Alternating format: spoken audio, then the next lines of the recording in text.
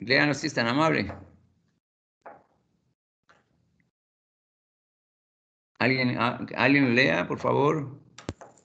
Caso clínico. Varón de 31 años con antecedentes personales de hiperuricemia e hipotiroidismo en tratamiento sustitutivo con hormona.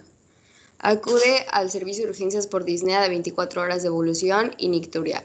Refiere además astenia marcada de 2 semanas de evolución, anorexia y pérdida de peso en el último mes. Afebril. Al examen físico presenta tensión arterial 94-49, frecuencia cardíaca 101, saturación de oxígeno al 93% e hiperpigmentación cutánea.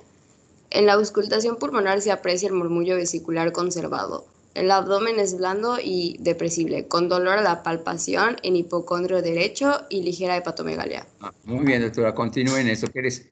Perdón por lo de hipo, no es hipo, es hipotiroidismo, no.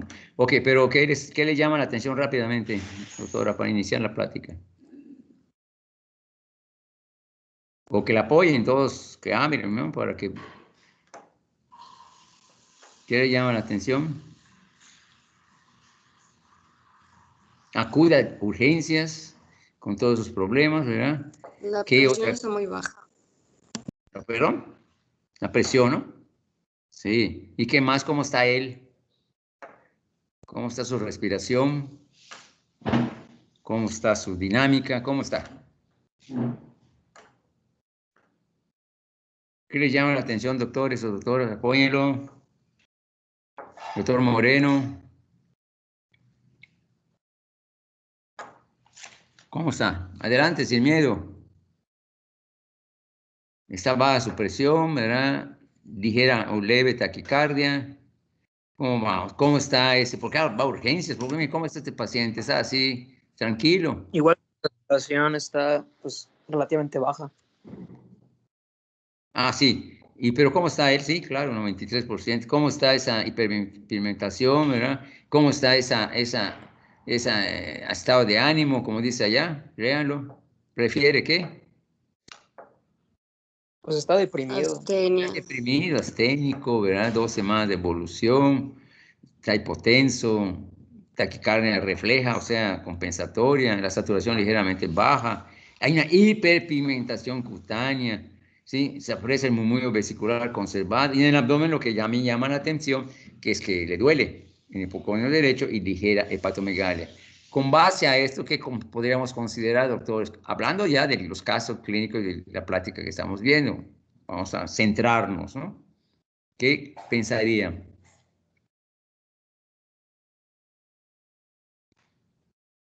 ¿Qué pensarían de este paciente? Tiene hipotiroidismo, ¿no? Pues paciente asténico, pero ¿qué en cuanto a las suprarrenales? ¿Qué problema tendría? Insuficiencia suprarrenal aguda. Podría ser, ¿verdad? ¿Qué le solicitaríamos, doctor?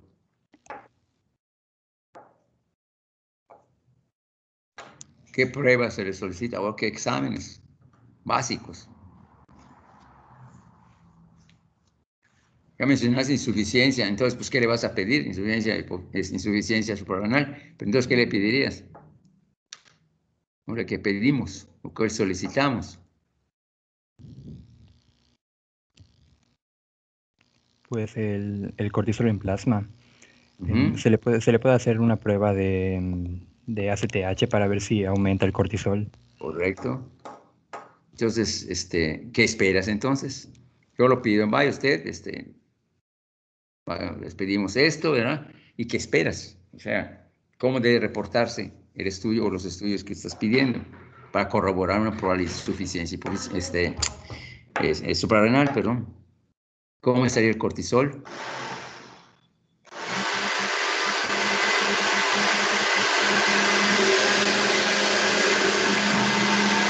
Pues de entrada, lo normal sería que esté bajo. Esperaríamos que aumente. Ajá. ¿Y la ACTH cómo estaría? Elevada. Bueno, también por la hiperpigmentación también sugiere eso, que esté elevada. Probablemente. Pero no hay una respuesta. Probablemente el cortisol esté bajo, ¿verdad? Como tú dices, ¿no? Sí. Bueno, Vamos a hacer más rápido.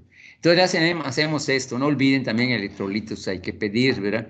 Tiene hiponatremia. Bueno, que rápidamente, ¿cómo está el laboratorio? O léanlo.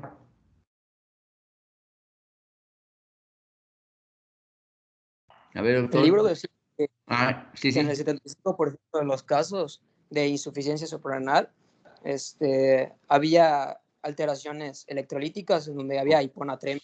Claro, claro. Claro que sí. No olviden leer cómo está ese mecanismo de la hiponatremia, lo mencionó el doctor, ¿verdad? Cómo está esa retención de sodio intracelularmente y el potasio plasmático está incrementado, retiene a nivel celular, o sea, plasmático, ¿verdad? Pero también potasio se incrementa, está alterado, ¿no? Entonces hay hiponatremia, creo que lo característica generalmente. ¿Qué otra cosa, doctor? También hay acidosis hiperpotasémica. Sí, sí, sí.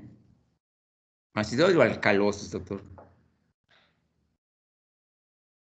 Pues el libro creo que mencionaba acidosis. Parece que es alcalosis. Revísenlo. Bueno, ok, entonces, ¿cómo está el cortisol? Como mencionó, doctor, ¿cómo está? Bajo. Y la Bajo, y la ACTH CTH es elevada. elevada, ¿no? Entonces, también, léanlo bien, en Harrison menciona algo. Entonces, a veces le piden anticuerpos, anticápsulas suprarrenal, ¿verdad? Eso no lo comentamos, pero sí lo menciona el Harrison por algunas situaciones especiales en relación a nivel o sea, de la bioquímica en cuanto a el reflejo que hay en las hormonas, ¿verdad? Entonces se pide a nivel cápsula suprarrenal y salen positivos. Es otro diagnóstico que se pidan, pero que lo lean si lo menciona el Harrison. Muy bien, con esto ya hacemos el diagnóstico de que una insuficiencia suprarrenal, ¿no? Doctor. Ya está, ¿no? Entonces, con hígado aumentado en su congenicidad, se menciona que podría ser una esteatosis secundaria, ¿no? Esteatosis hepática. Entonces, el paciente, como mencionó el doctor, tiene una crisis adicional por insuficiencia, otra vez, lo di mal, insuficiencia primaria, ¿verdad? Entonces, ¿por qué primaria, doctores? Porque el problema está en la suprarrenal y no en la hipófisis. No está en hipófisis. Si estuviera en hipófisis, ¿cómo estarían los estudios?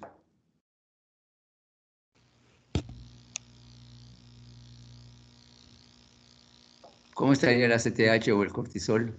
Pues ambos estarían bajos en este Bajos, caso. claro, no hay ACTH, no hay nada, es una insuficiencia suprarrenal. No olviden que tiene un problema hipofisiario, que esté bajo todo, ¿verdad? Por un trauma, por un problema vascular, una insuficiencia hipofisiaria, ya les habíamos dicho, por choque hipovolémico en las embarazadas cuando tienen problema durante el parto, durante mucho sangrado, ¿verdad? Entonces, esos pacientes a la larga pueden presentar ese cuadro, ¿no? De insuficiencia hipofisiaria. ¿Sí? Entonces, generalmente es lo que hemos visto a veces en terapia, yo que he manejado algo de terapia, pues hemos visto pacientes, no es muy frecuente, ¿verdad? Pacientes que tienen estos problemas, sobre todo no tanto las embarazadas, sino también los pacientes que están susceptibles a un choque secundario, pues hay un espasmo, un problema de irrigación a nivel de la hipófisis, ¿verdad? Entonces pueden tener estos problemas a nivel del cortisol disminuido, ya CTH bajísima también. Entonces podemos considerar problema una insuficiencia primaria. Si no caen, porque todavía puede estar compensado, no todas las hormonas,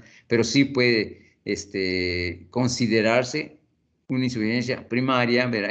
Secundaria, ¿verdad? Probablemente por alteración a nivel de las hormonas, en este caso el cortisol y la CTH. Entonces no caen en una crisis como en pero ya tienen estos problemas. El tratamiento, como se menciona allá, dosis altas de hidrocortisona, las dosis están allá en forma escalar, y fludrocortisona a las dosis y con buena evolución. Obvio, ¿no? Así como caen en crisis que es grave, salen rápidamente con este manejo. Obviamente, infusión de sodio, todo lo que manejaron, lo que explicaron ustedes. Muy bien. Entonces, vamos a, con esto me salgo, entonces vamos a continuar con la plática de ustedes de exceso de mineralocorticoides. Si pueden iniciar, ¿quiénes son los que van a participar, por favor? ¿O hay alguna pregunta? ¿Quedó claro con estos dos casos clínicos aparentemente de lo que es el síndrome de Cushing o síndrome de insuficiencia también suprarrenal. Una forma extractada como casos clínicos, ¿no? Si hay un comentario, estoy en escucha, o duda, ¿verdad? O de lo contrario, pues iniciamos o continuamos con mineralocorticoides. Ok, doctores, adelante.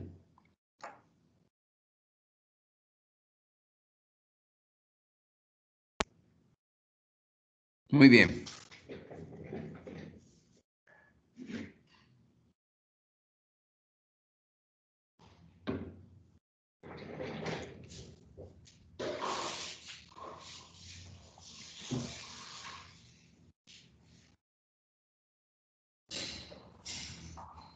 ¿Ya se ve mi pantalla? No, ¿No? ¿la diapositiva no? ¿Usted va a hablar, doctora Kelly? Sí. Ok, no aparece la diapositiva. Muy Mm, bien. ¿Ahora sí? Nada. Ujú. Nada.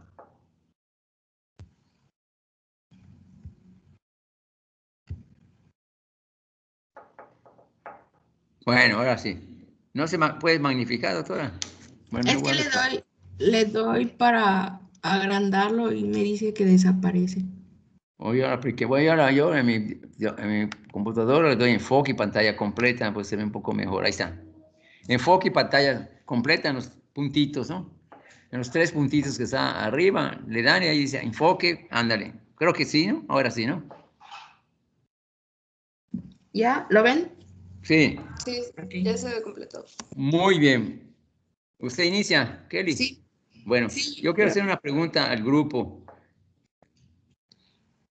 Paciente de menos de 40 años de edad, ¿sí? Con una hipertensión aparentemente de reciente inicio, o sea, vamos a pensar así 2, 3 meses, o sea, rápidamente, porque nos enfoquemos, ¿no? Paciente masculino de 40 años que le han diagnosticado una hipertensión durante un par de meses, ¿verdad? E inicia tratamiento de hipertensión relativamente alta, vamos a pensar así, e inicia tratamiento con el manejo antihipertensivo y se ve que hay refractariedad al manejo, ¿verdad? Refractariedad al manejo. No responde. También cursa con adinamia, ¿verdad? Lasitud, bueno, y retención hídrica, o sea, retención de agua. ¿Qué podríamos considerar en esto? Este paciente, ¿qué le está pasando, doctores? ¿O qué diagnóstico tiene? Hay antecedentes previos también de hipertensión, antecedentes familiares, ¿no? ¿Alguien más? No, no usted, doctora, que los ponentes, ¿no? Sino Atala.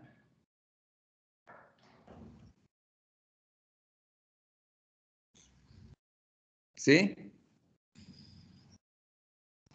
En relación al tema que vamos a tratar, estas características de este cuadro clínico de un paciente relativamente joven de 40 años con hipertensión diagnosticada hace 2 meses, le dan tratamiento y no responde y además empieza a retener líquidos y se siente cansado. ¿Qué podríamos hacer? ¿Qué tiene este paciente? ¿Cómo, perdón? Doctora Pues Atala. le podrían dar a lo mejor estar reteniendo líquidos, ¿no? O sea, Sí. le podrían dar una...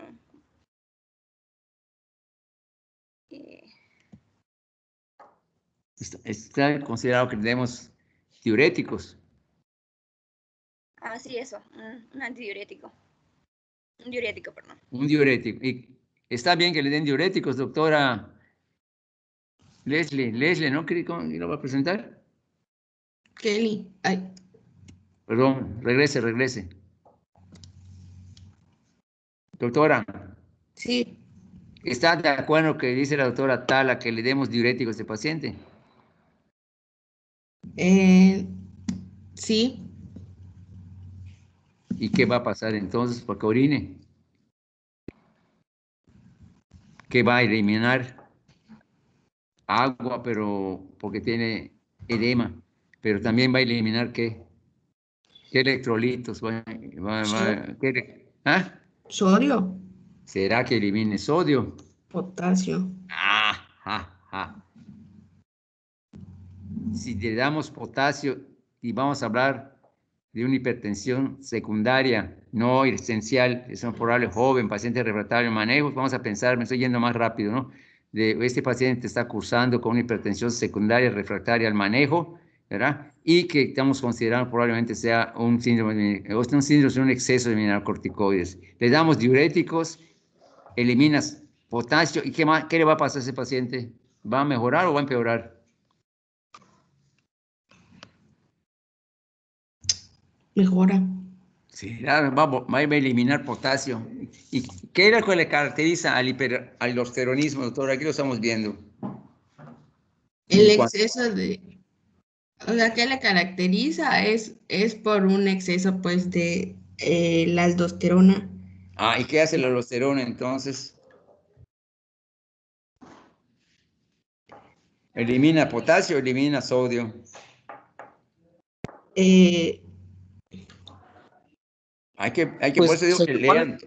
Ajá, supone sí. que cuando tienes hiperaldosteronismo, se sospecha en los pacientes hipertensos, pero también tienen hipopotasemia, entonces si les das Claro, diurético y se va a eliminan empeorar. potasio, sería contraproducente. Claro, hay que leer, doctores, por lo visto hay que leer, no solo los ponentes, ¿no? Por eso le decía a este Garlito, como dice el Garlito de la dama con el ajedrez, si le damos un diurético, sobre todo de tubo contorneado proximal, si no me equivoco, verán, ahí van a eliminar gran cantidad de potasio. Entonces, está indicado diuréticos, pero no que sea no que elimine potasio, sino de lo contrario va a empeorar este paciente. Si lo que tiene este paciente, como decía, es astenia, dinamia, hipertensión refractaria al manejo, 2 meses de evolución, verán, no cede la presión, es joven, ¿verdad? Edema, está reteniendo sodio también, ¿no? Diluido de una manera característica, elimina potasio, pero retiene sodio, entonces por eso hay ese edema. Por eso la plática de hoy de eso se trata. Es una hipertensión. No es frecuente ver hipertensiones secundarias, son más frecuentes las esenciales, pero acorde a la plática de hoy, vamos a considerar que es un exceso de mineralocorticoides, probablemente una enfermedad de Crohn. Bueno, eso ya sería que la plática que nos va a decidir los que vamos a hacer correlacionar eso que les comento con la plática de hoy. Y como dice el doctor, está contraindicado un diurético que elimine sodio. Por eso hay que leer, que no es así de escuchar y escuchar, por eso estoy preguntando, por lo visto hay que leer un poco más, porque de lo contrario no estamos aprendiendo. Muy bien, adelante doctora, inicie la plática. bueno, pues yo voy a hablar del exceso de mineralocorticoides. La causa más frecuente va a ser el aldosteronismo primario. Esto va a reflejar el exceso de producción de aldosterona en la zona glomerular. El más común es encontrar hiperplasia micronodular bilateral. Este va a ser el más común de los adenomas presentes. También puede darse por adenoma suprarrenal unilateral y hay que sospechar de carcinomas en jóvenes y en aquellos tumores grandes. Los adenomas benignos generalmente van a medir menor a 2 centímetros de diámetro.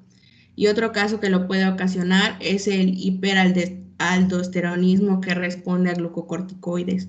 Esta va a ser una de las causas menos frecuentes. Se tienen que tener en cuenta los antecedentes familiares porque pueden ser de importancia y puede estar asociada a hipertensión de inicio temprano y apoplejía. Correcto. Es lo que les decía, ¿no? Este joven que les decía, ¿no? Que tiene cáncer, sospecha de cáncer, ¿no? Bueno, es más joven, pero no está tan joven, 40 años, dije, ¿no? Pero con esas consideraciones, como les decía, nos etiquetamos o vemos el caso clínico en correlación con la plática, ¿no? Para que nosotros nos centremos mejor y aprendamos con este tipo de dinámica. Ok, adelante, doctora, adelante. Ahora van a existir otras causas que van a ser raras, como el síndrome de exceso aparente de mineralocorticoides, en donde hay un exceso de unión y activación del receptor de mineralocorticoide por otros esteroides diferentes a la cortisona, como puede ser en este caso el cortisol. Y la forma de manifestación es por hipotensión hipopotasémica grave en la infancia. El otro es el síndrome de exceso aparente de mineralocorticoides tipo 2. Este va a ser un poco más leve. Ocasiona hipertensión con cifras normales de potasio y este se manifiesta en la etapa adulta. Luego tenemos al síndrome de Cushing, en donde hay un exceso de cortisol, donde va a sobrepasar la capacidad de la 11-beta HSD2 de biotransformarlo a cortisona. Correcto. Puede ser por un carcinoma córtico suprarrenal, donde la secreción autónoma de desoxicorticosterona, que también se une y activa los receptores de mineralocorticoides y pueden ocasionar hipertensión. La hiperplasia suprarrenal congénita, en donde puede haber acumulación de desoxicorticosterona por deficiencia de CYP11B1 y CYP17A1. Citocromos. Sí. La hipertensión inducida por progesterona, que va a consistir en una mutación en el receptor de mineralocorticoides, que intensifica la unión y la activación, y de forma fisiológica va a ejercer una función antimineralocorticoide. Por último, el síndrome de Lidle, que es una mutación en la subunidad beta y gamma del receptor NSA, disminuye de sodio, disminuye la internalización y la degradación del receptor y mantiene el conducto de membrana abierto por más tiempo. Muy bien, en resumen, ese cuadrito, doctora, en resumen, para que no nos enredemos. En primer lugar, son causas raras, ¿no? Sí. Uno. Y segundo, de que pues es bueno, pues, también está muy bien la diapositiva, ¿no? Nos orienta. Todo tiene que ver en todo ese tipo de alteraciones, como usted comenta, en realidad, pues es raro, ¿verdad? Yo lo digo honestamente, ¿verdad? Nunca lo he visto, ¿verdad? Se lo menciona, ¿verdad? Y generalmente nos vamos más hacia los casos más frecuentes, como en la primera gráfica, que es la que manejamos. Entonces, ya en causas raras, entonces ya hay que abrir un poquito nuestra mente, sobre todo los libros, y revisar cómo está esto. Pero es bueno considerarlo. ¿Y por qué existe este cambio? Sobre todo, por ejemplo, el síndrome de Cushing, exceso de cortisol. Entonces, este exceso de cortisol que hay en el síndrome de Cushing, como dice aquí, la 11-beta hidroxilasa, es incapaz de metabólicamente, ¿verdad? Convertirse cortisol a cortisona. Entonces, se queda con cortisol. Y no olviden que el cortisol se va por la vía de los mineralocorticoides, ¿verdad? Y incrementa más la sensibilidad a la aldosterona y pues produce más aldosterona. Entonces, ¿por qué? Porque este cortisol excesivo sobrepasa la capacidad bioquímica de la 11-beta-hidroxilasa. Esa es la que más o menos estamos considerando ahorita, acorde con el manejo y lo que hemos platicado sobre Cushing que acabamos de ver, ¿no? Es la que más me podría considerar de esta diapositiva, ¿no? Bueno, ok. Muy bien. Adelante, doctora. Luego tenemos las manifestaciones clínicas, que se va a dar por la activación excesiva del receptor de mineralocorticoides. Entonces va a ocasionar pérdida de potasio y mayor retención de sodio.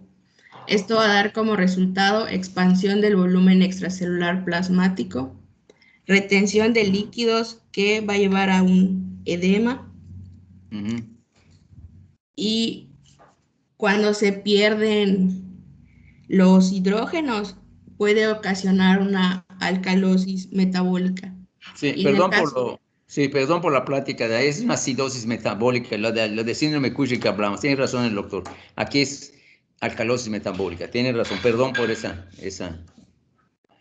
aspecto, ¿no? Es acidosis en lo que vimos ahorita de los casos clínicos, y esta es una alcalosis, obviamente, por una pérdida de potasio. Ok, adelante, perdón, doctora, por la interrupción. Ok, adelante. En el caso de en la alcalosis metabólica grave, va a tener calambres musculares y en casos más graves ocasiona tetania. La aldosterona igual va a tener efectos sobre el sistema vascular, va a participar en el aumento del remodelado cardíaco y la disminución de la elasticidad, va a presentar daño en el miocardio y al glomérulo renal, y puede existir daño secundario por hipertensión sistémica. Un dato distintivo de este síndrome van a ser la hipertensión hipopotasémica, en donde la hipopotasemia puede exacerbarse si se está llevando un tratamiento con tiazidas. ¿Ya lo comentó? ¿Ya vio? Creo que decía, dale, diuréticos, vámonos, lo va a matar. Ok, muy bien, adelante. En la hipopotasemia grave va a existir debilidad muscular, miopatía proximal manifiesta, parálisis hipopotasémicas. Va a ser importante mencionar a las personas que van a tener también tasas altas de osteoporosis, diabetes mellitus tipo 2, disfunción cognitiva y síndrome de Cushing, que es el exceso moderado de cortisol autónomo concurrente. Okay. El diagnóstico: no todos los pacientes van a requerir que se les haga las pruebas, solo aquellos en los que se presente hipertensión asociada a fármacos, a resistencia a fármacos, hipopotasemia, masa suprarrenal, inicio de la enfermedad antes de los 40 años. Correcto, es el caso que yo les mencionaba, ¿no? Los pivotes, pacientes relativamente menos de 40 años, ¿verdad? Pues está debilidad, está cansado, debilidad proximal de los músculos, como había dicho, hay hipopotasemia, se lo corrobora por laboratorio, y se menciona una masa suprarrenal. Bueno, masa suprarrenal está difícil, a menos que tenga un estudio de tomografía, pero con base a los datos clínicos, sobre todo a la refractariedad al manejo de una hipertensión, ya podríamos considerar una hipertensión secundaria A, probablemente alteraciones mineralocorticoides, ¿verdad? Y en este caso probablemente síndromes que han comentado, y en especial con síndrome con. Ok, adelante, doctora. Ok, para hacer el diagnóstico se va a llevar a cabo la cuantificación simultánea de renina y aldosterona en plasma con el cálculo posterior de la razón de aldosterona, o ARR.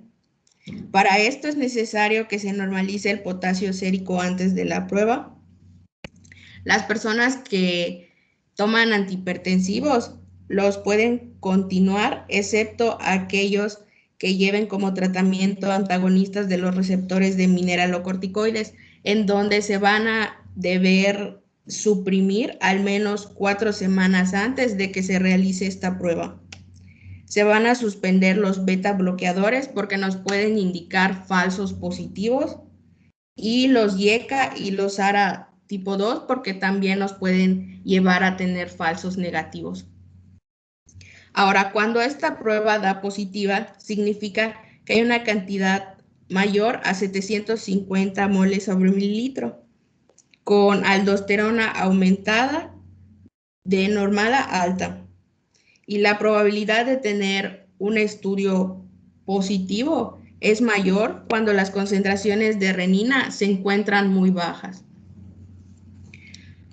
Para confirmar este dato, se debe realizar una confirmación diagnóstica del exceso de mineralocorticoides en una persona que ya ha dado positiva a los estudios, a través de una prueba de infusión salina, y si la aldosterona no se suprime, es indicio de producción autónoma de mineralocorticoides. Luego puede hacerse una prueba de administración de sodio por vía oral y una prueba de supresión con fluocortisona. Las pruebas confirmatorias no son necesarias en personas con hipertensión hipopotasémica manifiesta cuando el resultado es fuertemente positivo y en concentraciones altas de aldosterona. Una preguntita, ¿entendieron? La anterior, doctora.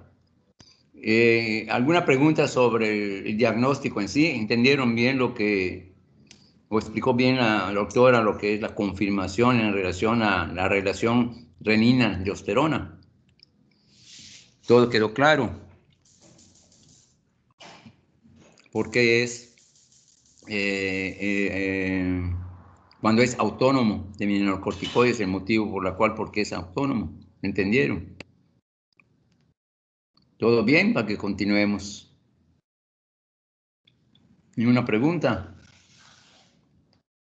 Bueno. Todo bien. Bueno, ok. Adelante, doctora, adelante. Diagnóstico diferencial. Cuando ya se estableció el diagnóstico de hiperaldosteronismo, se van a utilizar imágenes de las glándulas suprarrenales. Se van a realizar tomografías de cortes finos en la región suprarrenal y esto va a permitir identificar tumores grandes con sospecha de malignidad y se diferencia entre una hiperplasia micronodular y bilateral y un adenoma unilateral, solo si se desea y es factible una estrategia quirúrgica. Otro que nos va a servir es el muestreo selectivo de la vena suprarrenal, que va a estar indicado en personas que son elegibles para la cirugía sin lesión en la tomografía, sin evidencia de lesión unilateral. Se utiliza para comparar las concentraciones de aldosterona en la vena cava inferior y entre las venas suprarrenales derecha e izquierda. Aquí exige la medición simultánea de cortisol para documentar la colocación correcta del catéter en las venas suprarrenales y demostrar un gradiente menor a 3 de cortisol en la vena cava y en cada una de las suprarrenales. La lateralización se confirma con una razón aldosterona-cortisol que sea menor, al menos 2 veces mayor en un lado que en el otro. Este va a ser un proceso complejo y de difícil canalización. Bueno, ok. En realidad eso ya es de imagen, o sobre todo radiología invasiva. Eso, incluso menciona que son radiólogos expertos, ¿no? Sí. Casi no se llega, nadie que yo sepa, yo en realidad, doctor, en mi práctica no vi eso, pese a que roten, bueno, van a rotar ustedes. Generalmente nos quedamos con la TAC, ¿verdad? Y sobre todo el primer dato, si es un paciente mayor de 40 años, se infiere de que es cirugía, ¿no? O sea sí, que... es uno de los puntos que dice una persona que sea mayor a 40 años,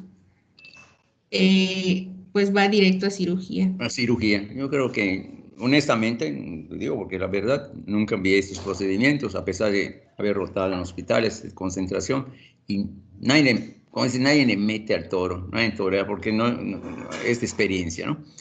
Y casos no muy frecuentes. Muy bien, doctor, adelante. Ok, pues como ya lo mencionaron, mayor a 40 años, con diagnóstico confirmado, directo a cirugía.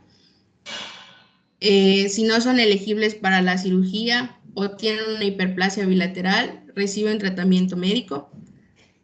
Y en caso de que no se pueda realizar la cirugía, se van a utilizar medicamentos como son la espironolactona, que es una antagonista del receptor de mineralocorticoides, en un inicio con una dosis de 2.5 a 50 miligramos 2 veces al día.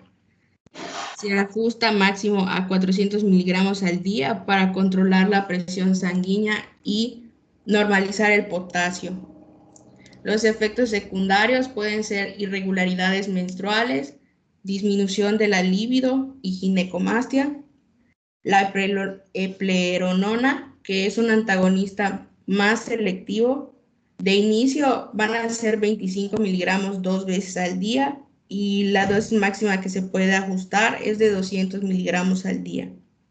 La amilorida, que es un antagonista de los conductos de sodio, se recomienda de 5 a 10 miligramos 2 veces al día. Muy bien. Ahora, el diagnóstico de aldosteronismo que responde a glucocorticoides. Para esto se debe tener en cuenta que se evalúa con pruebas genéticas en personas con morfología suprarrenal normal y que tengan antecedentes familiares de hipertensión grave de inicio temprano. El tratamiento consiste en dexametasona en dosis más bajas para controlar la presión arterial y en algunos casos también se van a requerir antagonistas de receptores de mineralocorticoides. Perdón, doctora, usted o alguien del grupo acude a este paciente con hipertensión, como menciona allá en la primera parte, el diagnóstico dependiente o responde a los que responde a glucocorticoides. ¿Estarían de acuerdo en pedirle prueba genética a estos pacientes? Se los digo a ver qué piensan, ¿no? Eso ya es de raciocinio y de juicio clínico. Paciente que es refractario, grave al manejo y todo, se espera que hagamos todo ese protocolo de manejos o continuamos o ya lo diagnosticamos. Pues yo creo que se diagnostica porque, bueno, por lo menos en las instituciones públicas de aquí estaría muy difícil mandar a hacer una prueba genética. Genética, ¿verdad? Ok, doctora. Yo creo que ya refractario al manejo, joven, relativamente grave la hipertensión, ¿verdad? Aparentemente suprarrenal normal, ¿verdad? Aparentemente, pero yo creo que no vamos con pruebas genéticas. De una vez hacemos tratamiento con dexametasona, controla TA y obviamente con antagonistas y de mineralocorticoides. Yo creo que aquí la prueba genética, menos que de veras tengamos todo ese perfil, ya más fino el diagnóstico, claro, no estoy en contra, más fino el diagnóstico, bueno, pues adelante, ¿no? Pero mientras se programa y mientras se reporta, yo creo que iniciamos tratamiento y después veremos si se podría solicitar una prueba genética y que tengamos genetista. Muy bien, continúe, doctora. Ok, para el diagnóstico de exceso de mineralocorticoides no relacionado a la aldosterona, se va a demostrar la supresión de renina y aldosterona en presencia de hipopotasemia. Aquí se van a utilizar el perfil de metabolitos de esteroides urinarios mediante cromatografía de gases y espectrometría de masas. Para el síndrome de exceso aparente de mineralocorticoides, el aumento de cortisol libre por encima de la razón de la cortisona libre. Se manda a hacer un perfil de esteroides por cromatografía de gases y espirometría de masas y detecta esteroides asociados a la deficiencia de los citocromos 11B1, citocromo 017A1. Y en el caso del síndrome de Lidle, hay un perfil también de la cromatografía normal y este va a ser sensible al tratamiento con amilorida.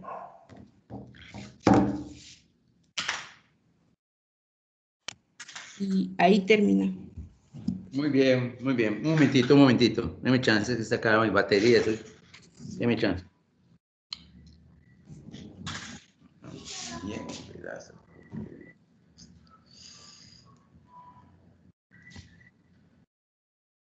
Híjole.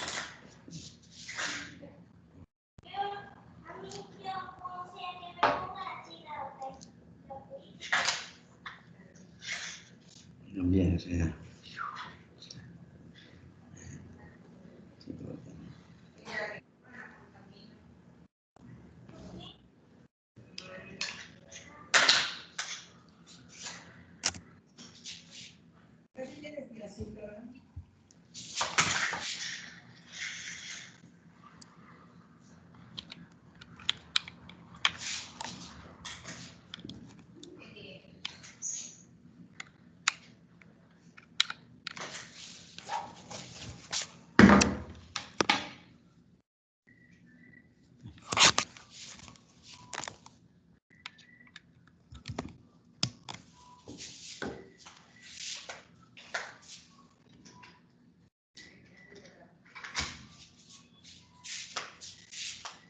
Dispénseme, es que se me enredaba mi cable. Muy bien, ¿algún comentario? Muy bien, doctor, ¿algún comentario sobre este tipo de síndrome por el exceso de mineralocorticoides, ¿verdad? ¿Algún comentario en especial, doctores? Doctor Ernesto Alonso, Eduardo Escalante, todo, doctoras. No, doctor, todo bien.